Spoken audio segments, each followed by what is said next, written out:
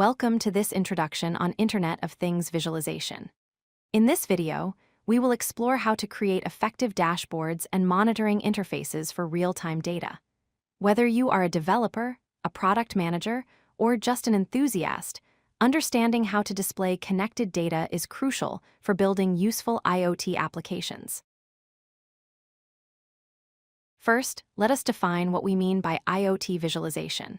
Simply put, it is the process of taking the raw numbers and status updates generated by sensors and hardware, transmitting them to the cloud, and then presenting them on a user-friendly dashboard.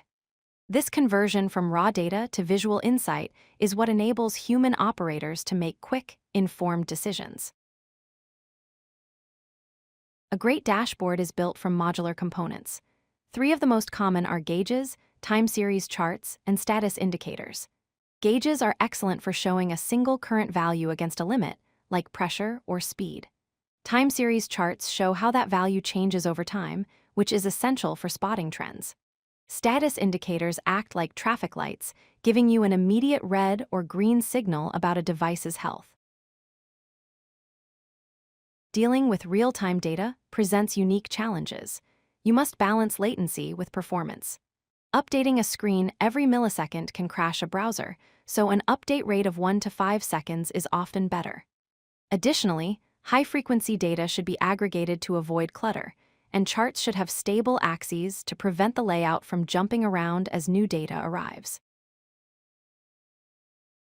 Visualizing alerts effectively is critical for safety and maintenance. Use universal color codes, red for critical issues, yellow for warnings, and blue for information. Context is key. Do not just say error. Display the actual value alongside the safe threshold.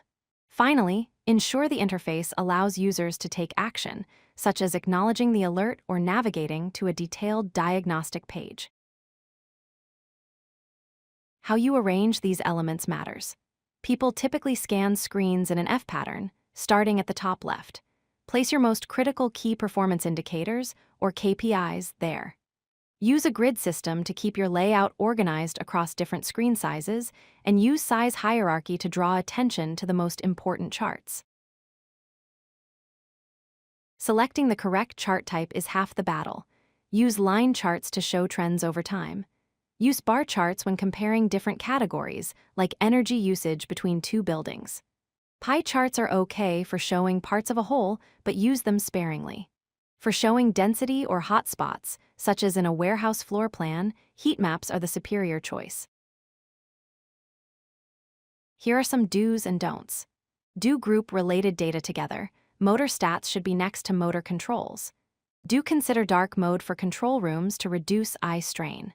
Conversely, do not clutter the screen with every single data point available, and avoid 3D charts, as they often distort data and make it harder to read accurate values. To wrap up, remember these key points. Keep your dashboard simple and focused on the user's immediate needs. Always select the chart type that best represents your data's story. Use color strategically to highlight alerts, not just for decoration. And finally, ensure your real-time updates are smooth to build trust in the system. Thank you for watching. If you like this video, hit that like button and don't forget to subscribe. Visit codelucky.com for more such useful content.